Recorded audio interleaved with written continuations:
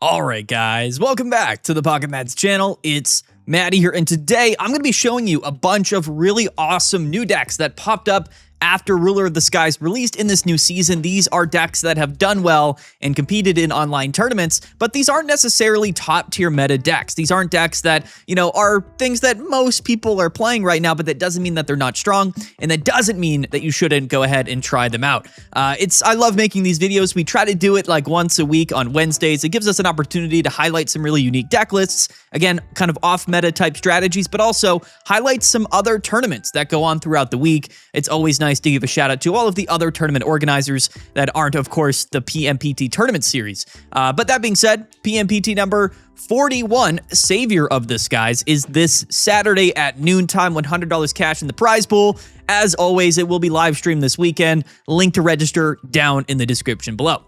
Now, today's video and all of the deck lists as we talk about them will be on pocketmads.com. Shout out to pocketmads.com, link down in the description below. But also, it's nice because we're going to have the QR codes. You know what I'm saying? So it's always a good thing when we have the QR codes for you guys to scan. Timestamps down below. Feel free to hop around. It's going to be a great time. Let's talk about them. Okay, the first deck list here is going to be Harian's deck, who went 8-2 at the Brick City pop-up, and this is Charizard EX. And no, this is not Mega Charizard. This is Charizard EX. And in fact, one of my friends on Discord actually sent me Charizard EX. He was playtesting it. He was using it, and I was like, oh yeah, I mean, Charizard's always good. And he was like, nah, like it's not Mega. And I was like, oh wait, you're right. It's not a Mega Charizard.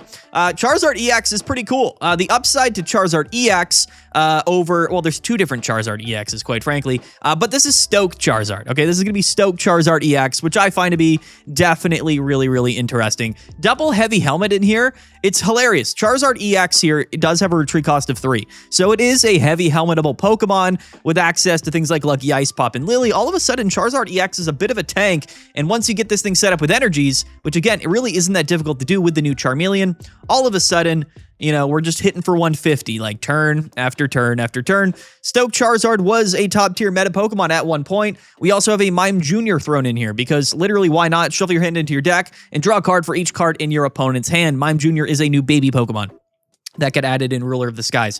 So you know what? I thought this was really interesting. I just was like, oh, what a throwback. Like what a strange deck to see, in early August of 2026, placing well and competing in an online tournament for Pokemon Pocket. So I wanted to really talk about it. Here's the code for you guys to try it for yourselves. Again, lots of different Charizard cards in the game. As we know, Mega Charizard Y and X have seen meta play at some point. But keep in mind, I don't think we've really seen normal Charizards for a long time. It's been quite some time since I've seen a normal Charizard EX anywhere near the top of the standings. And again, 8-2 record at a pretty large tournament. So, certainly has some merit to it. Hiking Trail, Mime Jr., we have Copycat Research. It's really all about kind of getting into the rare candies. Because again, we do have Ignition Charmeleon, which is definitely going to be really nice. But at the same time, like you also have Stoke on the Charizard, so you can bring it in turn 2, you can Stoke, just like we used to back in the day. So it's something to keep our eye on. It's an interesting prospect. I have really nothing else to say about this because I haven't played Stoke Charizard in a very long time, but I had to mention this. I had to talk about it. Here's the code one more time. Just absolutely insanity. Harian, just a legend for bringing Stoke Charizard to a tournament and going 8-2. Who would have believed it? Not me, quite frankly. Next up, though, is going to be Sharo 55's deck at the TBC Presents Zaster's Bash.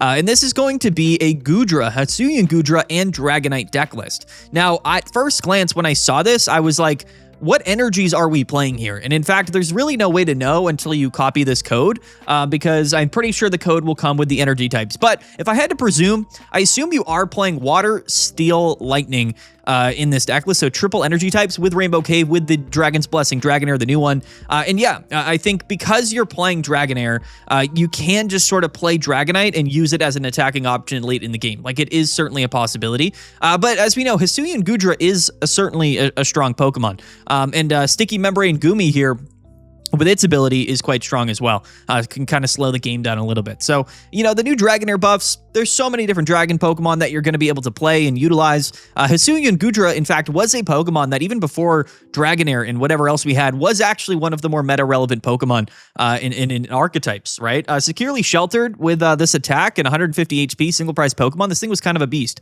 We're playing one Draco Meteor Dragonite and also a Dragonite EX. Doesn't leave a lot of room in, you know, for other things in the deck list, right? So we are just playing double Copycat, Pokeball, Research, Rainbow Cave, and Rare Candy with all of the Pokemon. Like, what else could you possibly need? It's a very simple deck list, but again, he did go 5-2-2 at a pretty large tournament recently. So I just found this to be kind of bizarre. And again, I don't know if what energy types he was playing. I assume if you're playing Hisuian Goodra, you would be playing the Steel energy. So Water, Steel, Lightning, I imagine, is what you play. You know, they all, like, Goodra and Dragonite do have a colorless energy in their attack cost, right? So it does kind of make sense to play triple energies.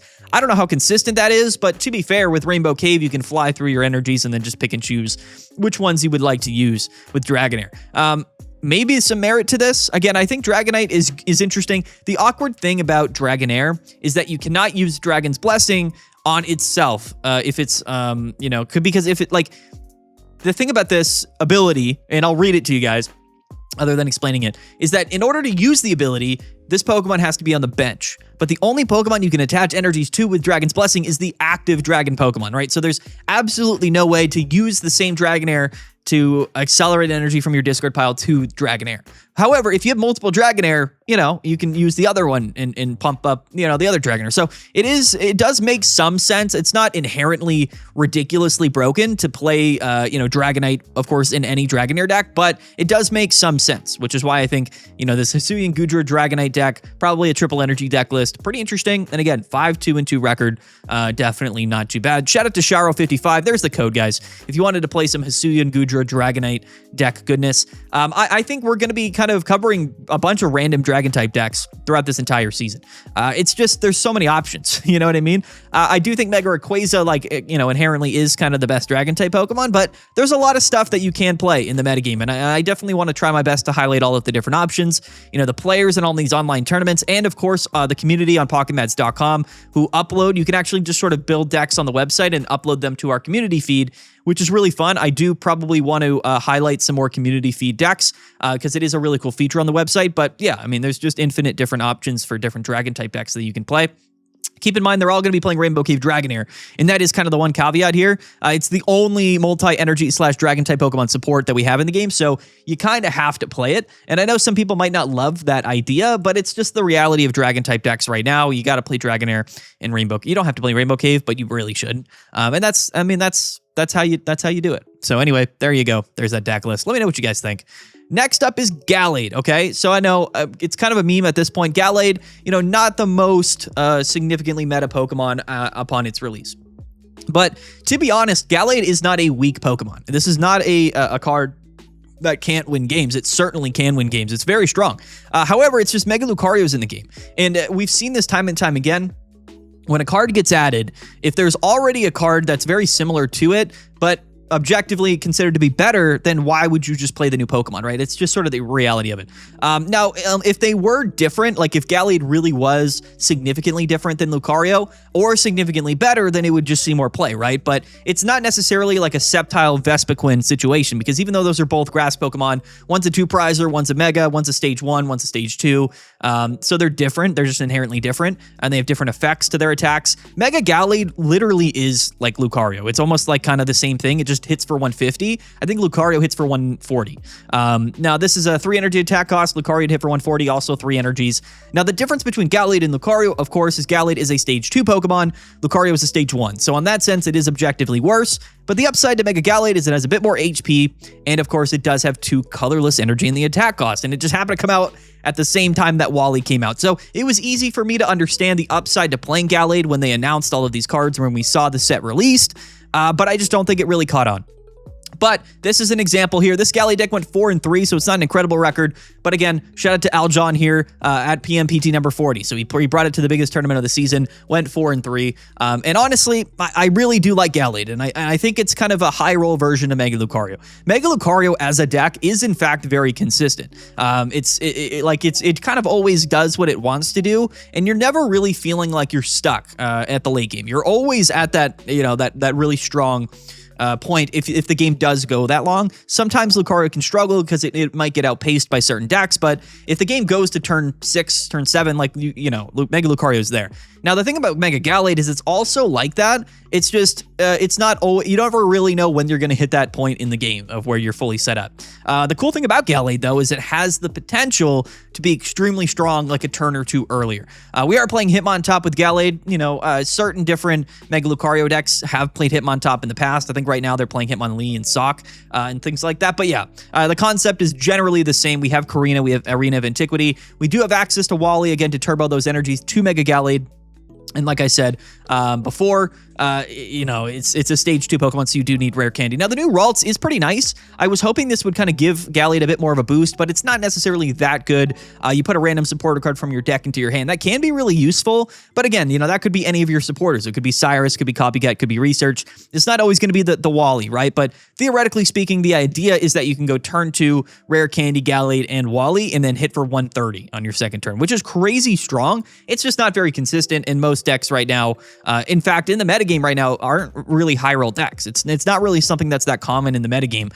The biggest kind of high roll examples more recently, other than like things like Hydreigon, have been the Sceptile, Blazing, and Greninja decks, which, are kind of high rolly, but, they're different than Mega Gallade. So I just wanted to talk about this. Somebody did bring it to a tournament. They did somewhat well. I know some people have been asking for Gallade. Unfortunately, not many examples of Gallade, placing well in tournaments. Things like Typhlosion, Swanna as an example. These just things aren't that common, and there haven't really been some significant tournament results of players playing those deck lists. But trust me, if anyone out there does somewhat well at a tournament playing Typhlosion or Swanna, you will be featured on the channel because nobody else has done it yet. So if that's any incentive, there you go. But there's Mega Gallade. Shout out to Aljon. 4-3 at PMPT number 40. Next up here is going to be Rotom. You guys, listen, I haven't covered Rotom a whole lot. This is not a deck that I felt extremely confident in, but it certainly isn't terrible. Now, this is a deck playing 1 Pichu, double Rotom, and 1 Oricorio. Now, the rest of the deck, other than 2 Copycat, 2 Research, is all item cards, right? Which means that, 14 cards in our deck are item cards. So, Rotom here with the attack, if we can get every single item card in our discard pile, that means this thing's going to be hitting for like 170 damage, I believe, which is pretty strong. And it's only 2 lightning energy. So there is some merit to Rotom. It's certainly not a terrible Pokemon. But again, the reason why I never felt that strongly about Rotom EX is because, of course, supporter cards are extremely useful. Think about how useful Copycat, Cyrus, Sabrina, Research is. And then not only that, but think about stadiums. Think about tool cards. These are not items. Everything I'm listing right now are non-item cards. And you'll notice that in this deck list, we're not playing any tool cards. We're not playing any stadiums. And that's tough, right? When you're trying to build a meta-competitive, viable deck list. However, Rotom is kind of the best way to do that, I suppose. It's really not terrible. And you can fly through your deck. Like, it needs to be said. We do have Rotom decks in here. Look at the top card of your deck, and then you may shuffle your deck list, which is actually pretty funny. And then we also have order pads, so they kind of work together. You flip a coin of heads, put a random item card from your deck into your hand. So you can kind of just play. Like, a lot of these item cards are just playable no matter what. Now, sometimes you can't play Field Blower. Sometimes you can't play Repel. But you can always play Generator. You can always play X-Speed. You can always play Rotom deck. So, listen, I think this is a totally respectable deck. Tesla 20 at the TBC Presents Zaster's Bash literally went 7-2-1 playing Rotom EX. Okay, so this to me is proof of concept. Like, no matter what you think here, the ability for this deck list to hop into a meta tournament, a competitive Pokemon Pocket tournament, and go 7-2-1 means that this is a deck that can win. Now, Oricorio might have been a big reason for that. I'm not going to say that, if we cut Oricorio from this deck, it wouldn't have won games, but that might be the game. That's might be what we're talking about here. Oricorio does have quite a way of winning games sometimes, right? So, I'm not, maybe it wasn't entirely Rotom that did it. However, it was a Rotom deck list. And honestly, I haven't seen too many Rotom decks. I think this is kind of like the top placement recently for Rotom EX. What do you guys think? Comment down below. Let me know. There's Rotom, and here is the code card. I might have forgotten to give you the Gallade code. I don't know. The code right here is for Rotom, okay? So you guys scan this for the Rotom code. Hopefully you guys got that. I'm going to go back here just real quickly in case you want the Gallade code, because I might have forgotten to show it. This is the Gallade code, Rotom code, all right? Maybe I did forget, who knows? If I do forget, I totally apologize. I get caught up just talking about the decks. But anyway, next up is going to be quite an interesting deck list. I don't remember if we've talked about this yet, but I have seen it a couple of times. This is going to be Magnezone and Mega Rayquaza. Again, from PMPT 40 this past weekend. This is Red the Champion, who again went 7-3.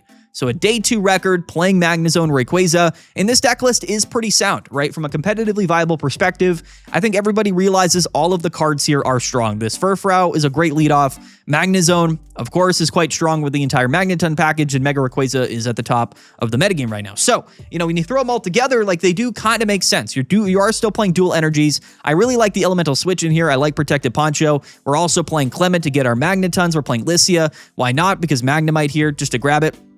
Double Lugia, double Pokeball is in fact kind of crazy. The only basics in the deck that you're grabbing with Lugia are Magnemites. So we're playing double Lugia, double Clement instead of Copycat, which is just in general kind of crazy, which will lead to double dead cards in your deck. But, you know, it's important that you just draw the cards you need to, right, to get going. So that's kind of an interesting build here. One that I think is quite an interesting, like, way to go about doing this. But generally, the concept is you lead Furfrou, you kind of get Magnezone set up, it'll populate its own energies, and in the meantime, you're just attaching every energy that comes to you to Mega Rayquaza. So, you know, it does make sense, right? From like a logistical standpoint, this is a deck that it is comprehensive, at least enough. Furfrou is pretty tanky, so maybe it can live a couple of hits, maybe, you know, until Magnezone gets set up, and then Magnezone can live a couple of hits, and then by the time Mega Ray comes in, you know, you're ready to KO stuff. So there's no way to get those energies back onto Mega Ray, unfortunately, after you attack. It is sort of a one-hit wonder in this deck list, but, you know, Magnezone can kind of pull its own for the most part. So I don't know if this is like better than other Magnezone decks, and I don't know if this is better than other Rayquaza decks, but it did go 7-3,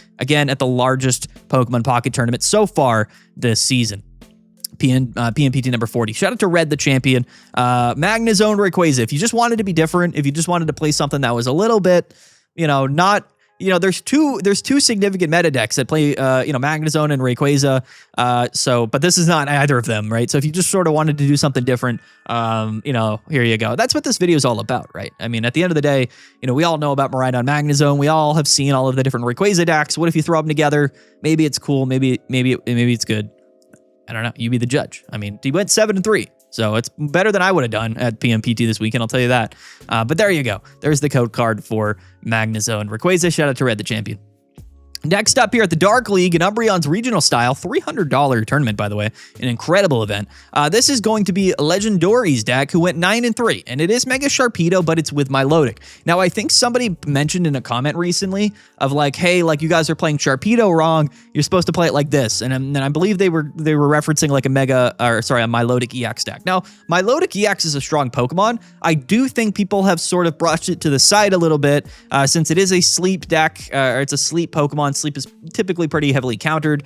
Not a lot of PCL, though, this season, so Sleep might make a comeback. We got to keep that in mind. But also, Suicune still exists, and Mega Sharpedo just recently came out, right? But, you know, when you're thinking about building a Mega Sharpedo deck, like, why not play Milotic, right? We are playing double Wallace in the deck anyway, so whether it is Feebas or it is Carvanha, like, you're able to use that Wallace to pretty consistently and early on get into your Milotic and Sharpedo, and no matter which one of those it is in the early game, you're doing pretty good. If we ever had an item card in the game that was able to search your deck or pull a random supporter or something out of your deck, that would be kind of crazy.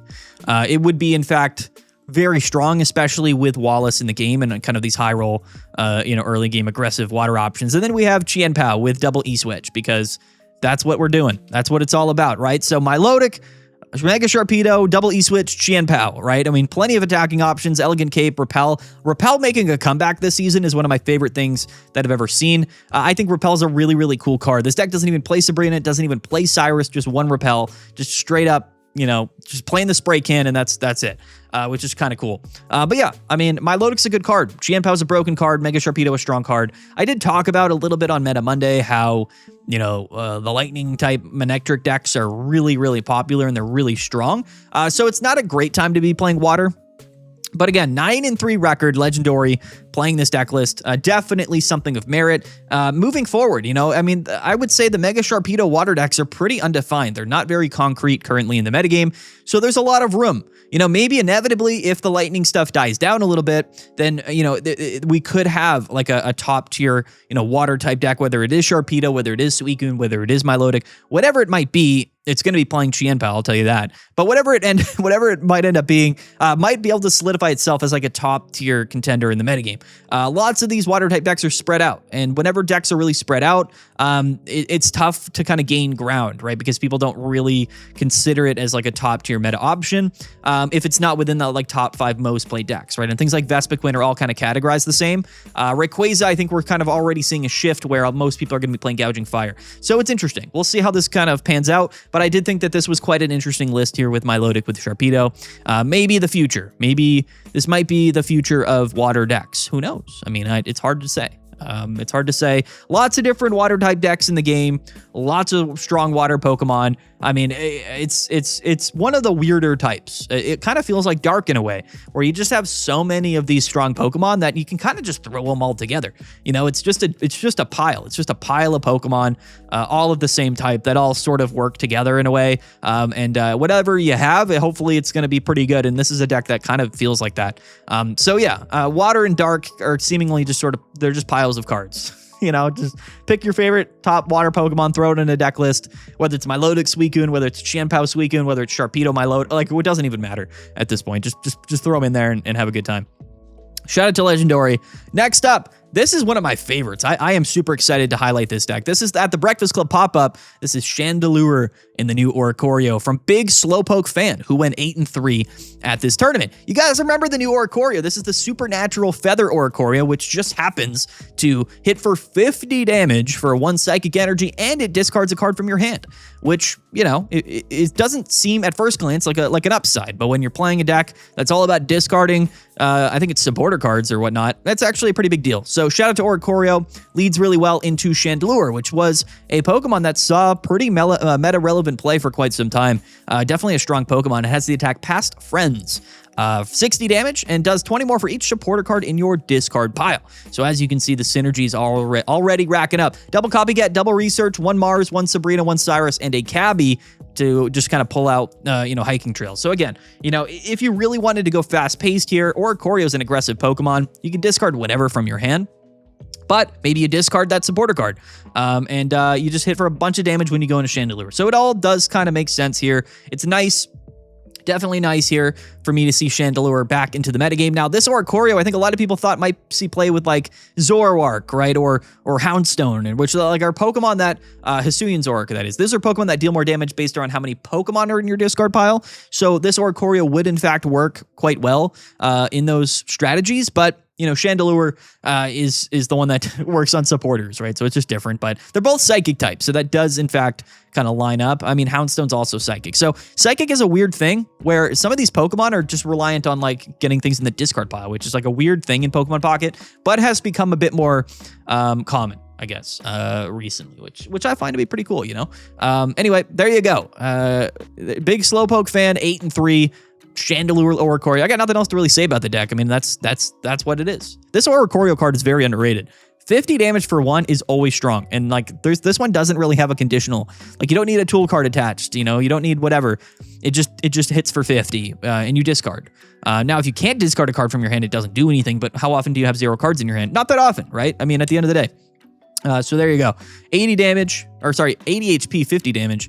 Quite good. Retreat cost of 1. That's a good card. I expect that to see more play. Here's the code before I forget. If you wanted to play some Chandelure Oricorio stuff, some I don't know, some psychic discard shenanigans, I guess. I don't know. Maybe you just play Houndstone. Maybe Houndstone's better than Chandelure. I don't know. What do you guys think? Comment down below. 8-3 record. Pretty cool. Next up at the Plasma Daily, number 16 is Mega Lucario. with Turtonator. That's right. What are we doing here? I don't know. When I saw this, I was like, what on earth is this? But they went 6-3-1 at the Plasma Daily number 16, and definitely kind of a great example of why we make these videos every week, because what on earth is this guy doing? Again, went 6-3, so he had a great run. Now this Turtonator, and I never really remembered this or realized this, but this thing has a fire and a fighting energy in the attack cost. Is this the only Pokemon with fire fighting in its attack cost? It might be. Now, typically when you play Mega Lucario, as you know, being a 2 fighting energy attack cost, you're not playing multi-energy in a Lucario deck list. And in fact, that's not what this player is doing. They are playing pure lightning energy out of their, or pure fighting energy out of their energy zone. So why are we playing Turtonator? Well, because we're playing Kiawe, which, if you remember, is a supporter card that generates 2 fire energy to your Turtonator, which is hilarious. So yeah, that's kind of what we're doing here. We're playing Kiawe with this Turtonator with fighting energy in our attack cost. This will satisfy the fire and the colorless with Kiawe. You attach the fighting, and that's 70 damage and burn on 110 HP Pokemon, which is like pretty significant. So, you know, if you do in fact get the Kiawe out, like that's a really strong lead off, and you can use Kiawe on your first turn. So keep that in mind.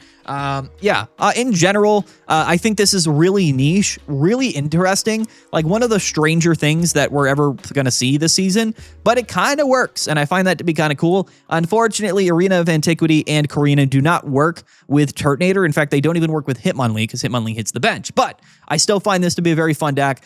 Double Turtonator, 1 Hitmonlee, double Kiawe, 1 Copycat, double Research. You got an X speed in there in case you do lead Riolu or Hitmonlee and you want to get out of there into your Turtonator. It's pretty interesting. This kind of does feel like the turn 1 Wallace type stuff. It's a bit of a high roll option, but it is quite strong if you do get it. And at the end of the day, if you don't get it, you're just going to attach to Mega Lucario and then have it, you know, on turn 3. So like, you know, it's really not terrible either way. Really unique, very interesting. It's like they kind of looked up Dragon Pokemon and saw Turtonator and they were like, I got it. You know what I mean? Which I find to be hilarious. So yeah, interesting deck. Shout out to Kanatomo Taduki. Yeah. Shout out to him. Shout out to this man right here with that name. Again, 6-3-1, Lucario Turtonator. Never thought I'd see the day, but you know, we live in a society. You know what I mean? So there you go, guys. There's the code. Very cool. Love to see it. I need to pull up the codes earlier because I pull a code up after I'm done talking and I have nothing else to say. So I'm still getting used to the code card stuff, but you know what? There you go. And I believe these codes should all work, which is really cool. And again, I'm super happy that we're able to use the codes on our website and for the videos. Like, it's just really nice. Like, I don't know. Comment down below if this is super useful for you guys. I thought this would be a big deal. You can just like pull up your phone if you're watching this on your computer or whatever, and just sort of scan it. Now, it's not that useful for the players that are watching the video on my phone, or on their phone rather, which I do understand. But those players, I believe, take screenshots of the deck lists. And then, as somebody commented one time, they forget to build the decks in game. But you know what? Maybe I have a ton of screenshots on my videos somewhere, which is pretty funny now that I think about it. Anyway, lastly is going to be Ho-Oh and Lugia. That's right, guys. We're back. And this is Shimo, who went 7-4 at the Breakfast Club presents the Kelp Classic. The Kelp Classic. Now, honestly, I think Ho-Oh and Lugia is kind of legitimate. Now, Lugia is a pretty relevant attacking Pokemon. It does hit that 180 number. This is going to KO Mega Rayquaza. This is going to KO other Pokemon. I forget. I think it's only like the basic Megas, but it's going to KO almost every non-Mega EX Pokemon. It's just a strong attack, right? A lot of respect for Lugia there. Now, typically, the only way you could really consistently get energies on Lugia, because again, it's not a dragon, it's a colorless Pokemon, was going to be through Ho-Oh with Phoenix Turbo, right? The whole concept of these Pokemon was that you set up Ho-Oh, and then after you attack, you get the energies on Lugia. Like, it was kind of fun, but it was never like super meta, to be honest with you. But we do have Flame Patch, and now we do have Rainbow Cave. So we have kind of a turbo way of playing Ho-Oh. And I know a lot of people have kind of talked about the Rainbow Cave, Flame Patch, sort of aggressive turbo fire deck options. And I don't know if it's really that worth it to play that for many other things. Maybe Charizard. I don't know, right? I mean, it does exist. But the thing is here, Ho-Oh EX is a prime target for Rainbow Cave Flame Patch, and I find that to be interesting. We're also playing Double Order Pad which may seem interesting, but it's just 2 extra cards to throw in your deck to more consistently get your flame patches, right? Which is pretty cool. Like, Order Pad really isn't a terrible card. It is a coin flip, which is kind of annoying, but we're playing 1 Cabbie, double Order Pad, so we're really trying to find our Rainbow Caves. We're really trying to find our flame patches here. Now, we're not playing a Leaf in the deck. This player actually elected to just play an Ilima to kind of scoop up a Lugia if you do draw into it, which is kind of sketchy, but maybe it is just better than Leaf, I guess, at the end of the day, right? So, yeah, I mean, it's got 150 HP, so you're probably living in attack in most scenarios. It's an interesting deck. It's a very interesting strategy. 7-4 record. A very, very cool deck list. Again, one of my favorites that I've seen so far this season, and I know some people have been there's been a little bit of chatter, okay? People have been talking. They've been conversing about the prospect of a Ho-Oh EX deck list, a Lugia deck, and here you go. There's somebody that was courageous enough to bring it to a tournament and actually have a really solid record. So I like it. Comment down below, what do you guys think here of Ho-Oh and Lugia? How would you play any of the decks that we've highlighted in today's video differently, right? We have the code cards. You guys can put these decks directly into your Pokemon Pocket game. But, maybe you change a card or two, right? Maybe after you play a couple of games, you're like, you know what? This is what I would change about this deck. If you have any opinions like that, comment them down below. Again, these aren't decks that I built. These are decks that players have played in online tournaments, and I am highlighting to you guys. So again, massive shout out to all of the players that we talked about in today's video, and massive shout out to all of the tournaments for which those players were playing in to be then featured on the channel. So yeah, guys, there you go. That's the video. These are some awesome decks. Our Wednesday video series, our Off Meta Showcase. A lot more of these. Trust me, by the time next Wednesday rolls around, there's going to be a bunch of other crazy decks that people have played and done well in tournaments with, which is, I think, a mark of a really healthy season and a really fun metagame, which I think we're in right now. We are currently here. Again, guys, definitely go register for PMPT number 41, link down in the description below. I definitely appreciate it, and if you're not going to end up playing, definitely tune into the live stream this weekend on PocketMads.com. And in the meantime, hop on over to PocketMads, or on the PocketMads, I don't know. I forgot what I just said, but go to PocketMads.com as well. Link down in the description below. Yeah. We got to wrap this up, okay? I forgot what I was talking about. Peace out, guys. Have a good one. We'll see you guys next time. And yeah.